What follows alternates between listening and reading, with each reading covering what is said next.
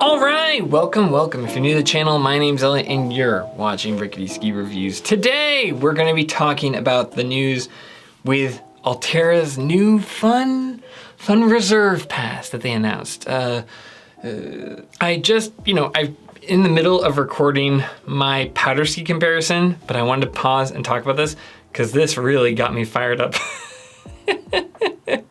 So without further ado, let's just jump into it. Now, have you ever been in the lift line and thought, oh, I'd sneak somebody 20 bucks to make it to the front of the line? Or maybe, yeah, I'd pay 89 bucks to skip that family in front of me. You haven't? Oh, maybe then you're, maybe you're a half decent person then. Yeah, well, Alterra has that option for you. Yes, Alterra, creators of the Ikon Pass, as you may know them, they have unveiled what they call their Reserve Pass. Now, this is essentially the equivalent, if you've ever been to a theme park or Disney World or Disneyland, they have what's called the Lightning Lane or the Fast Pass, where basically you are paying a premium to cut the line to go ahead of everyone else.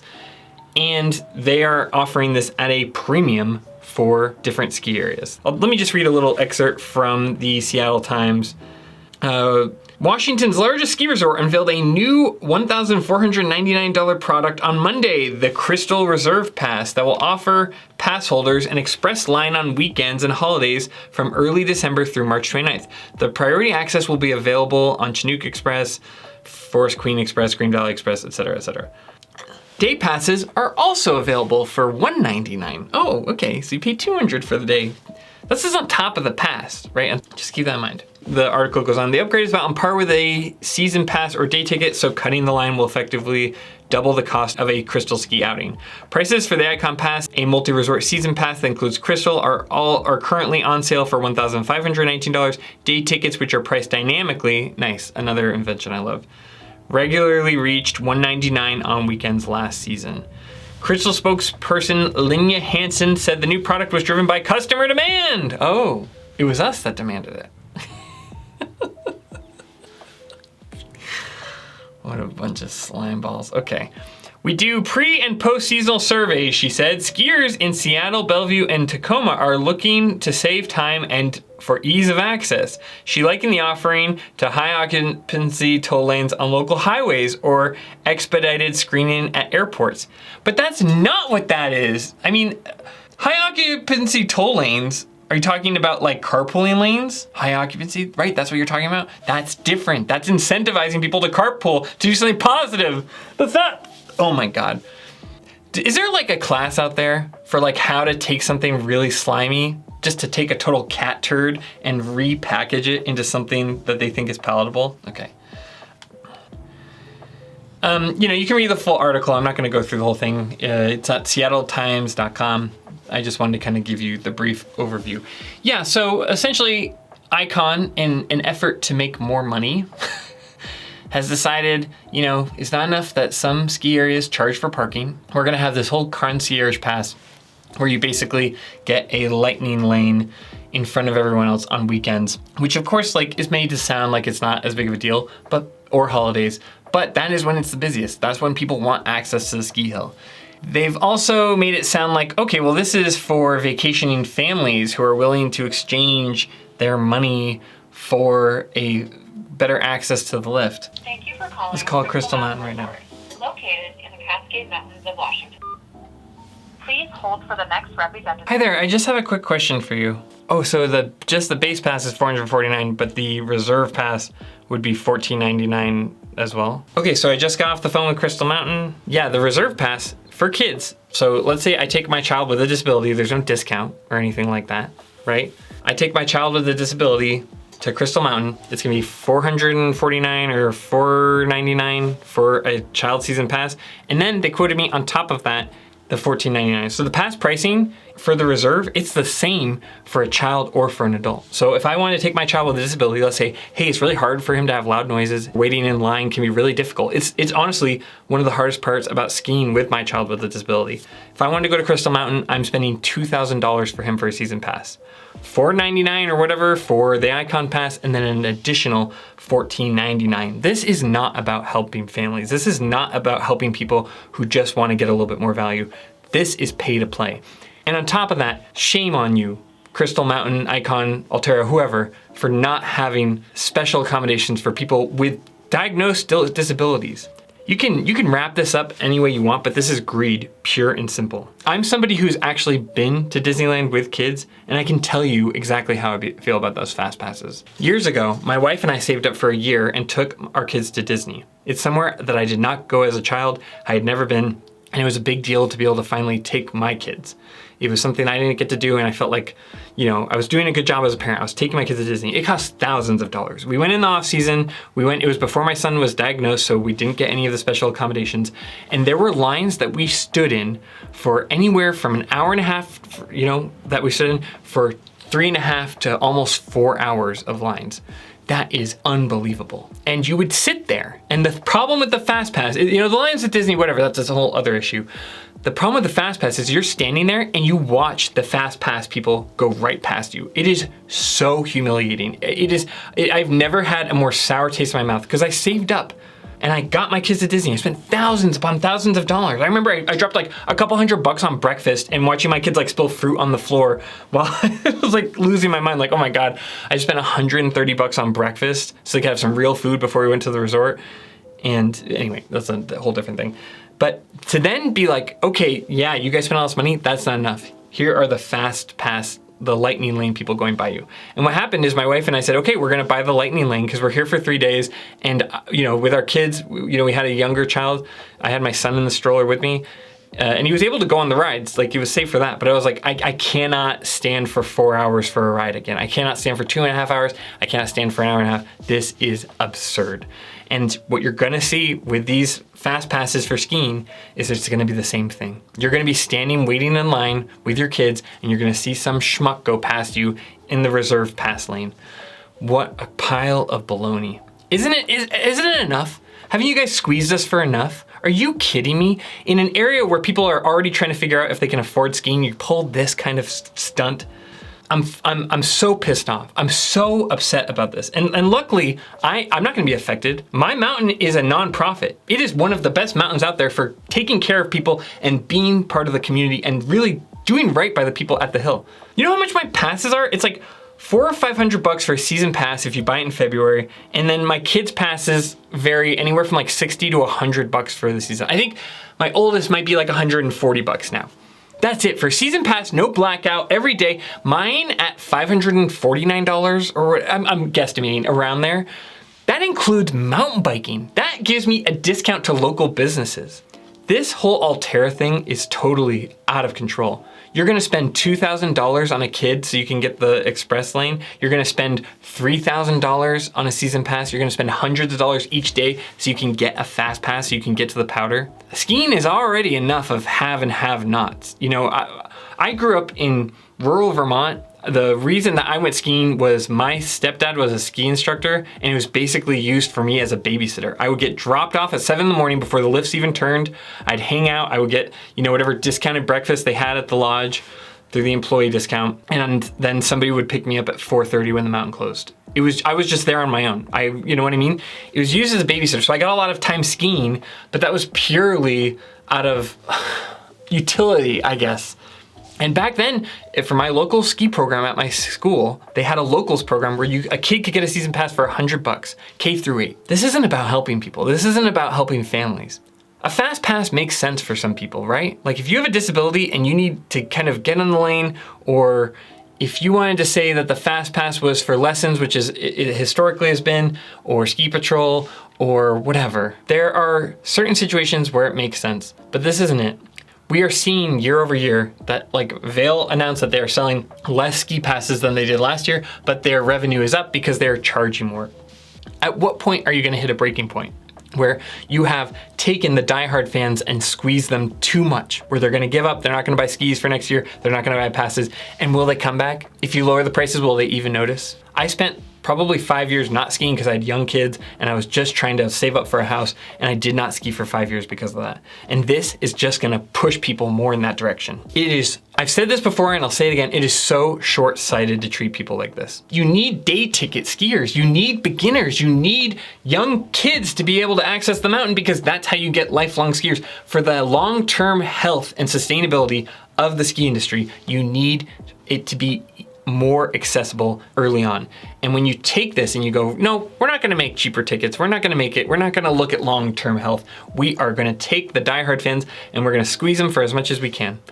We are going to make it so there are have and have-nots, and if you are a have, you get to go top of the line, first tracks for powder, no questions asked. And if you're a have-not, you get to just sit there and stew in the line while it is not circulating as quickly. I get that, like, logistically, whatever, maybe people are forecasting, oh, on average, it'll only be 15 minutes, but when it counts, when everybody's at the hill and wants to get to the top, that's when you're gonna notice it, and that's when people are going to get rubbed the wrong way. The other really big problem, and the reason that these mountains don't get enough pushback, is there just aren't a lot of alternatives. If you live in that Seattle area or up by Crystal Mountain, are you gonna move and sell your house because the mountain isn't being run well? No. In Vermont, it's a little bit different, right? I talk to people who go, well, Stowe's too expensive, but honestly, I could drive to Jay and get there in an hour, or I could drive to Bolton, or I could go to Smugs, whatever. It's not that big of a deal. People have alternatives, and those mountains have to be competitive. But out here in the West, if you lived in Sun Valley, where else are you gonna go? You live up in McCall, you got a couple options, but outside of Brundage or Tamarack, where are you gonna go?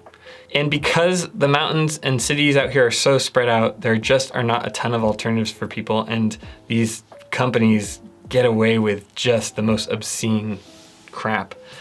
I know people who ski probably on average are wealthier, but that doesn't mean you have to squeeze them, and you're going to squeeze out the people who were barely hanging on in the beginning, or you're just gonna hurt their feelings. Do you know how much it stinks as a family to have other people pass you while you're with your kids in line?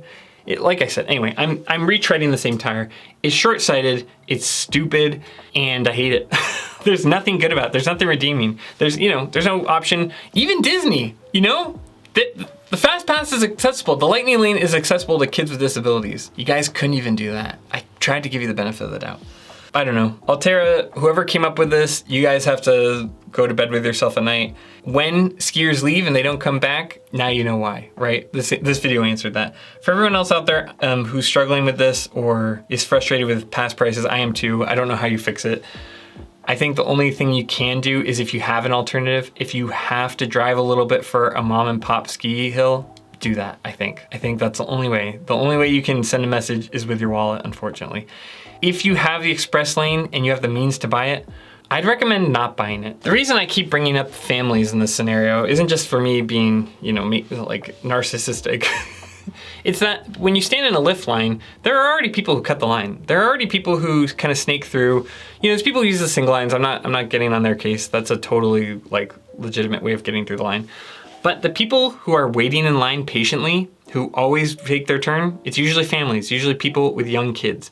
Additionally, for young people or people who aren't skiing with families, there's an alternative, and it's backcountry skiing. And we have seen a ginormous boom in backcountry skiing. And some of it's fueled by stuff like this, where people go, okay, forget that. I won't take the lift then. I'll, skin up and do it. I personally am not a big backcountry skier, but there's no denying that the popularity has risen. And part of it is just people washing their hands of it and saying, I'm done dealing with this. I'm done dealing with fast lanes. I'm done dealing with the general public. I'm done dealing with greedy corporations. I can go somewhere and try out new spots every time. And they're turning to backcountry skiing. You know who can't go backcountry skiing? People with kids, people with families. And so you get kind of pinched as somebody who's trying to ski with kids. You are the first person to get pinched. I know people who were lifetime skiers who just straight up are not teaching their kids how to ski because it is unaffordable. So when I talk about that stuff, that's why I'm saying it. Families are the ones that get pinched by this, and there's no recourse. So what do we do about this? I don't know what you can do. That's the problem, is all these mountains kind of have you hostage because you live there. I think that the best thing you can do is not buy it. Don't buy, even if you can afford it, don't buy these express lane passes. I'm sure it's tempting, right? Who doesn't want to skip the line? But the only thing you really can do is vote with your wallet. Obviously, there's no scenario where these aren't going to sell. These are going to sell no matter what.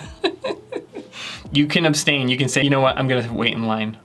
Or, I don't know if people could boo other people going past. That feels like blaming the wrong person. I don't even think that's a good alternative. I don't know. I don't know what you do. It's essentially Alterra pitting skiers against each other while everyone's distracted from the person making the money, right? Because you're gonna see the wealthy person who could afford this express pass and you're gonna blame them, and it's not their fault. They're just buying the product. And it feels like a really good way of Alterra making money while we kind of fight amongst ourselves.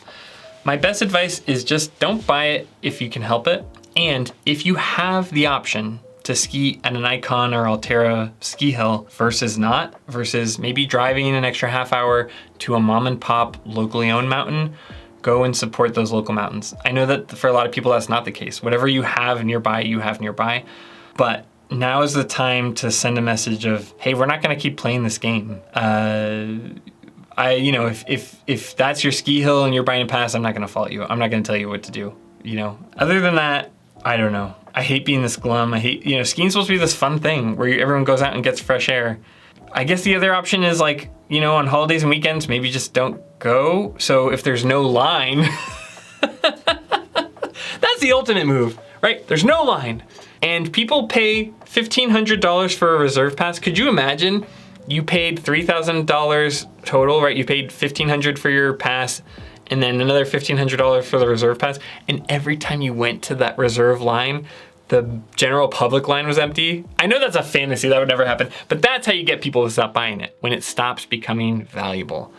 So yeah, I don't know, figure out a way to avoid those holidays. Usually holiday skiing isn't that great anyway. But other than that, I don't know what you do. This is pure corporate greed, and it really sucks. There's nothing redeeming. I don't hear anyone say, and you're not gonna hear that much covered about it. All the videos I watch about was like, well, from a supply and demand standpoint. No, this is greed.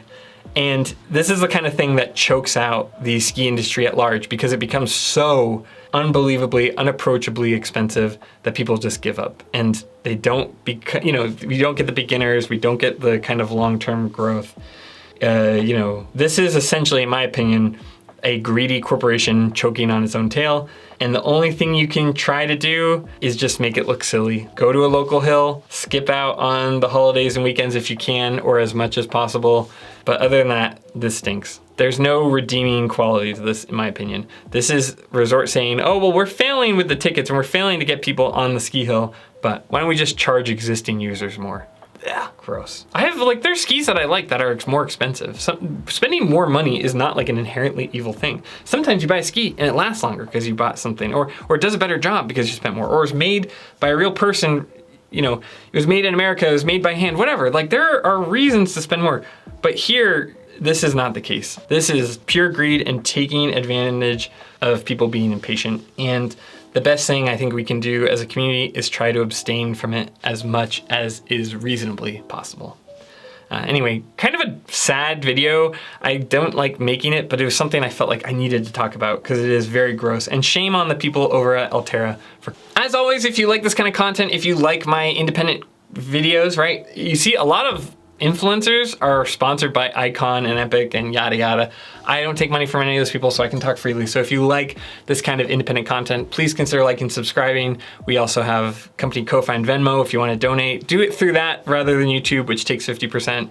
If you're in the market for skis, I will have affiliate links down below. That is a free way of supporting the channel if you're already shopping, but please don't buy stuff if you don't need it. But as always, more than anything, just thanks for taking time out of your day to watch my videos. It means a ton to me. And as always, I'll see you in the next one. See ya.